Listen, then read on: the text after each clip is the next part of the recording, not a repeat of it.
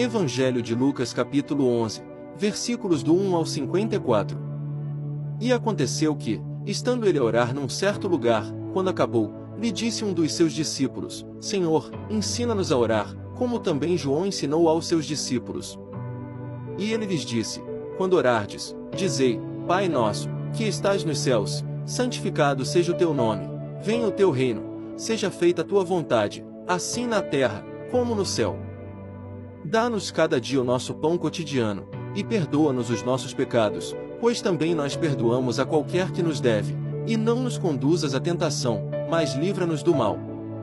Disse-lhes também: Qual de vós terá um amigo, e, se for procurá-lo à meia-noite, e lhe disser: Amigo, empresta-me 3 pães, pois que um amigo meu chegou à minha casa, vindo de caminho, e não tenho que apresentar-lhe, se ele, respondendo de dentro, disser: Não me importunes, já está a porta fechada, e os meus filhos estão comigo na cama, não posso levantar-me para tos dar, digo-vos que, ainda que não se levante a dar-lhes, por ser seu amigo, levantar-se-á, todavia, por causa da sua importunação, e lhe dará tudo o que houver mister. E eu vos digo a vós: pedi, e dar-se-vos-á, buscai, e achareis, batei, e abrir-se-vos-á, porque qualquer que pede recebe, e quem busca acha, e a quem bate abrir-se-lhe-á. E qual o pai de entre vós que, se o filho lhe pedir pão, lhe dará uma pedra? Ou, também, se lhe pedir peixe, lhe dará por peixe uma serpente? Ou, também, se lhe pedir um ovo, lhe dará um escorpião? Pois se vós, sendo maus, sabeis dar boas dádivas aos vossos filhos, quanto mais dará o Pai Celestial o Espírito Santo àqueles que lhe o pedirem. E estava ele expulsando um demônio, o qual era mudo. E aconteceu que, saindo o demônio, o mudo falou, e maravilhou-se a multidão.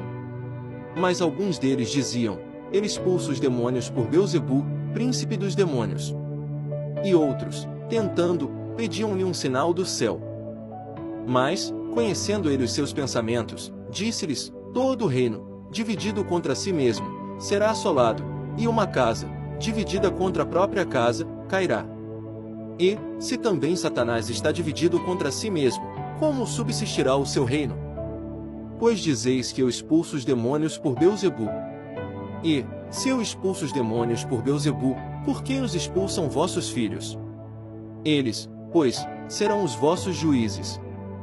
Mas, se eu expulso os demônios pelo dedo de Deus, certamente a vós é chegado o reino de Deus.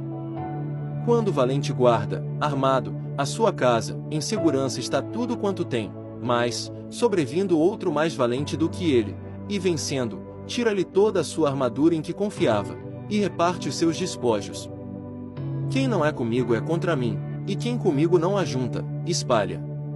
Quando o espírito imundo tem saído do homem, anda por lugares secos, buscando repouso, e, não o achando, diz: Tornarei para minha casa, de onde saí. E, chegando, acha-a varrida e adornada. Então vai, e leva consigo outros 7 espíritos piores do que ele, entrando, habitam ali, e o último estado desse homem é pior do que o primeiro.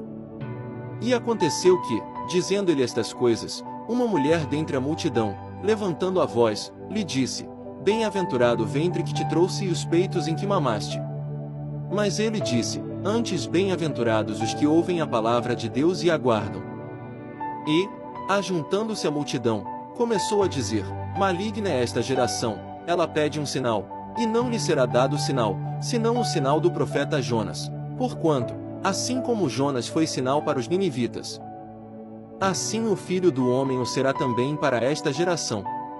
A rainha do sul se levantará no juízo com os homens desta geração, e os condenará, pois dos confins da terra veio ouvir a sabedoria de Salomão, e eis aqui quem é maior do que Salomão. Os homens de Nínive se levantarão no juízo com esta geração, e a condenarão, pois se converteram com a pregação de Jonas, e eis aqui quem é maior do que Jonas. E ninguém, acendendo uma candeia, a põe em oculto, nem debaixo do alqueire, mas no velador, para que os que entram vejam a luz. A candeia do corpo é o olho. Sendo, pois, o teu olho simples, também todo o teu corpo será luminoso, mas, se for mau, também o teu corpo será tenebroso. Vê, pois, que a luz que em ti há não sejam trevas. Se, Pois todo o teu corpo é luminoso, não tendo em trevas parte alguma, todo será luminoso, como quando a candeia te ilumina com o seu resplendor. E, estando ele ainda falando, rogou-lhe um fariseu que fosse jantar com ele, e, entrando, assentou-se à mesa. Mas o fariseu admirou-se, vendo que não se lavara antes de jantar.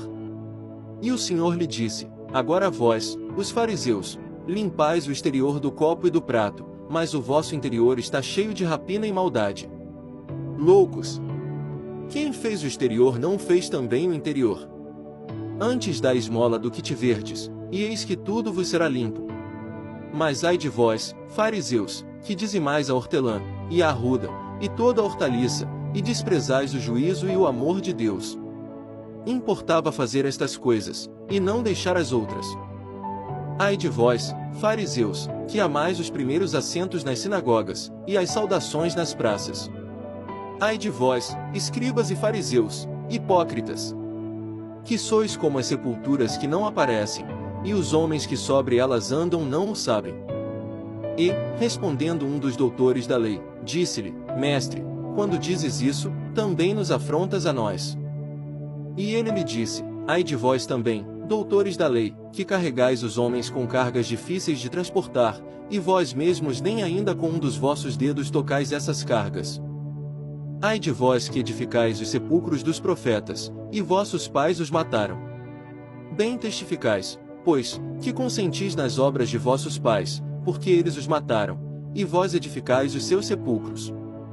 Por isso diz também a sabedoria de Deus: Profetas e apóstolos lhes mandarei, e eles matarão uns, e perseguirão outros, para que desta geração seja requerido o sangue de todos os profetas que, desde a fundação do mundo, foi derramado. Desde o sangue de Abel, até ao sangue de Zacarias, que foi morto entre o altar e o templo, assim, vos digo, será requerido desta geração. Ai de vós, doutores da lei, que tirastes a chave da ciência, vós mesmos não entrastes, e impedistes os que entravam. E, dizendo-lhes ele isto, começaram os escribas e os fariseus a apertá-lo fortemente, e a fazê-lo falar acerca de muitas coisas, armando-lhe ciladas, e procurando apanhar da sua boca alguma coisa para o acusarem. No capítulo 11 nos ensina que Deus deseja um coração sincero, cheio de fé, oração e obediência verdadeira.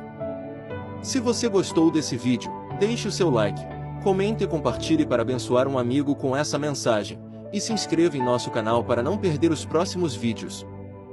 Que a paz do nosso Senhor e Salvador Jesus Cristo esteja sempre convosco.